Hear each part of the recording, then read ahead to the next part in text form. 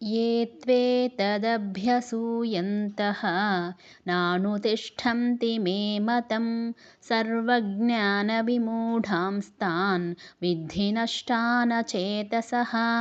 అర్జున, ఎవరైతే నేను చెప్పే ఈ కర్మయోగ సిద్ధాంతం మీద లేనిపోని నిందారోపణలు చేస్తూ నేను చెప్పింది చెప్పినట్లు చేయరో అటువంటి వారు అవివేకులై ఉభయ మార్గభ్రష్టులై పరమార్థ పదవి నుంచి జారిపోయి పతితులైపోతారు.